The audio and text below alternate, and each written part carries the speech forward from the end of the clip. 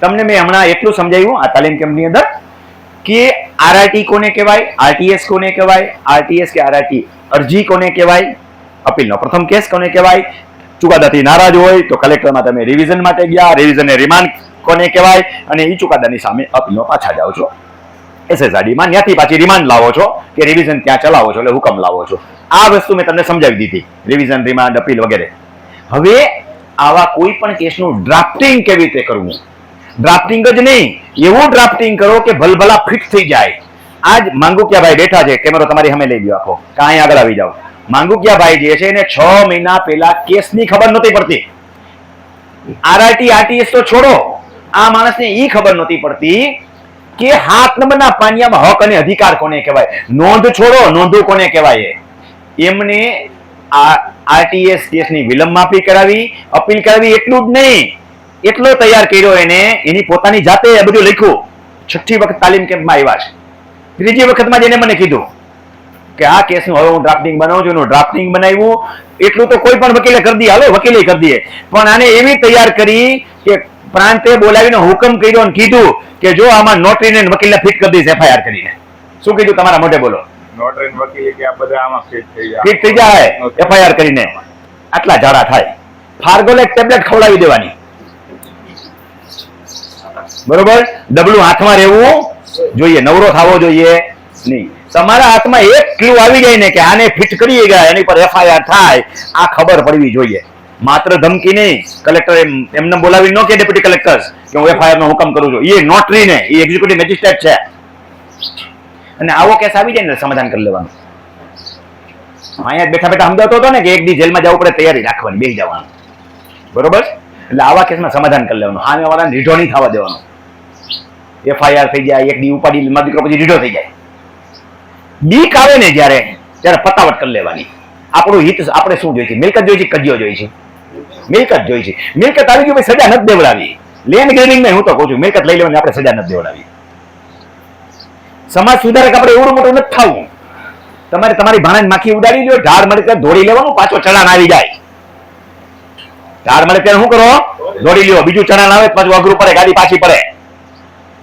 કાયદાઓ કઈ આપણને એકને જ આવડે છે, બીજા નથી આવડતા, બરોબર? એટલે જ્યાં આપણું હિત આવે ને, લોઢું ગરમ થાય એટલે પાનું પાડી લેવાનું, હથોડો મારીને. પાનું ઓગળી જવાની રાહ નહીં જોવાની કે ઠરી ન જાય, એ ધ્યાન રાખવાનું, નકર ફાટીએ જાય. ટીપાવાનો ટાઈમ આવે ત્યારે ટીપી લેવાનું, સમાધાન કરી આપણે આપણા કેસનો નિકાલ કરી લેવાનો. કારણ કે બીક બહુ ભૂંડી ચીજ છે. વીજળી પડવાની બીક છે, વીજળી પડી ગયા પછીની બીક નથી, બરોબર? સિંહ સામે દેખાણો ને એટલે ઝાડા થઈ જાય. એકવાર સિંહ આમ ક્રોસ કરીને વયો ગયો કે આપણે નીકળી ગયા પછી કોઈને કોઈની બીક લાગતી નથી. તો આ ખાસ ધ્યાનમાં રાખવાનું છે. કરી શકાય તમે આરામથી, પણ એના માટે પ્રથમ તાલીમ કેમ્પમાં તમે નિષ્ણાંત થઈ જાઓ એવું જરૂરી નથી. આ ભાઈ 3 વખત આવ્યા અને તમે 6 વખત આવશો તો એક લખી જશો એવું હું નથી કહેતો, પણ તમે ઘણું બધું શીખી જશો કે આમાં પૈસા બગાડાય કે નહીં, આમાં ન્યાય મળે કે નહીં, આમાં શું કરાય, વકીલ પાસે શું મગાય. તમને ખબર પડે કે ક્યારે રિવિઝન કરાય, ક્યારે રિમાન્ડ કરાય, તો તમે એ કામ કરી શકો ને. તો એટલો ફાયદો તમને થાય. કોના વાપરેલા પૈસા ઓગાળી નાખવા, એ મેં દેખાડ્યું ને કે એકવાર ભલે ને કઠણ બરફ પાણકા જેવો થઈ ગયો, પણ ઘડીક વાર પછી ઓગળી જાય. એ ખાણ ખવડાવ્યું એ ફેલ થઈ જાય. તો આ બધું તમે જાણી ગયા હો તો અપીલ અરજી હાથે ન કરી શકો તો કાંઈ નહીં, પણ ન્યાયિક પ્રક્રિયામાં કેવી રીતે હાલવું એની કેળી તો તમને મળી ગઈ ને. તો આ જ મુખ્ય હેતુ છે આપણો. આગલા દિવસે શનિવારે જે આપણે શીખવાડીએ છીએ વહીવટી તમામ પ્રક્રિયાઓ શીખવાડીએ છીએ, જે મેજોરિટી તમે થોડુંક ધ્યાન આપો તો આરામથી કરી શકો. કેમેરો ફેરવજો જરાક. તમને બધાને એવું લાગે છે કે ગઈકાલે આપણે લગભગ 35 આઈટમો ભણી ગયા, એ કેટલા માણસો કરી શકશો? આંગળી ઊંચી કરો, કેટલા જણા કરી શકશો? ખોટી આંગળી કોઈ ઊંચી કરી હોય તો હેઠી મૂકી દેજો. કેટલા જણા કરી શકશો? રેડી? આરામથી કરી શકાય એ વસ્તુ છે. આમાં જયારે અઘરું એટલા માટે નથી, તમને તમામ ડ્રાફ્ટિંગ આપી દીધા છે, તમારે ખાલી ખાના જ ભરવાના છે. જે 7 નંબરનું પાણી હાથમાં લઈને બેહો અને આટલું કરી શીખી લીધું, ક્યારેક અટકો તો મારો વિડીયો સાંભળી લેવાનો, દરેકનો ટાઇટલ નાખેલો વિડીયો મળે છે.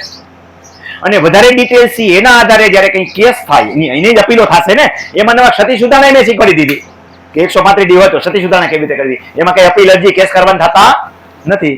પણ જયારે વાંધો છે હક પૂરતો કોઈને, તો આરઆરટી અને આરટીએસ માં જાય તો એ કેસ તમારી લાયકાત હોય.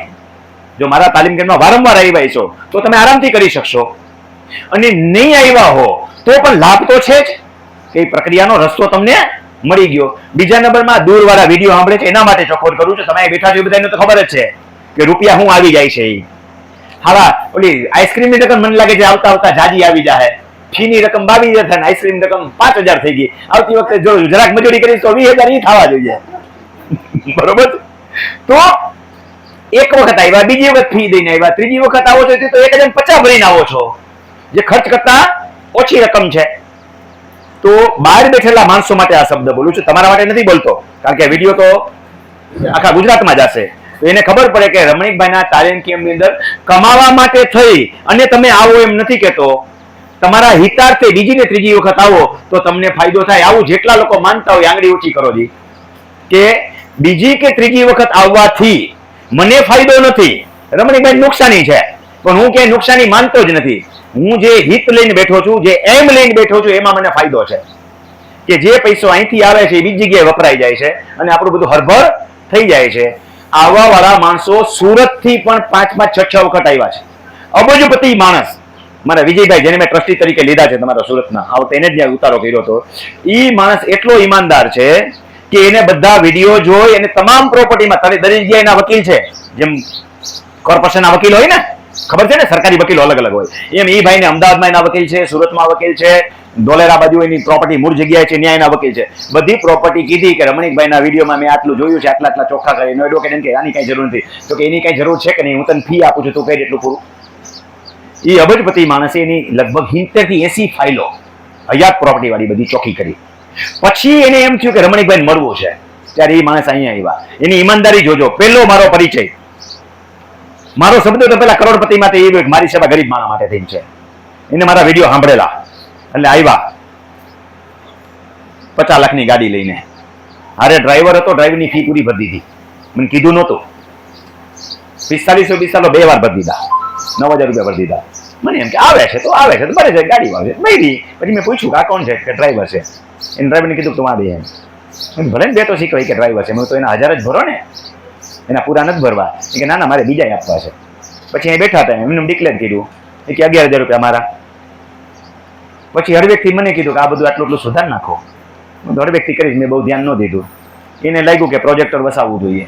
સીધું વાંચીને પ્રોજેક્ટર લઈ લીધું. મને કે કઈ કંપનીનો છે? હારા મારી કંપની છે ના, બેન્ક્યુ અત્યારે ઉત્તમ કંપની છે. હારા મારું પ્રોજેક્ટર લીધું. મને પૂછ્યું લેપટોપ છે? મેં કીધું ના હું લઈ લઈશ. એ કે ના હું લેપટોપ મોકલાવી દઉં છું. લેપટોપ મોકલાવી દીધું. માઇક્રોફોન આખો સેટ મોકલાવી દીધો. સ્ક્રીનની જરૂર નથી, કપડું બાંધી દઈએ, સ્ક્રીન મોકલી દીધો, 5,000 રૂપિયાનો થાય.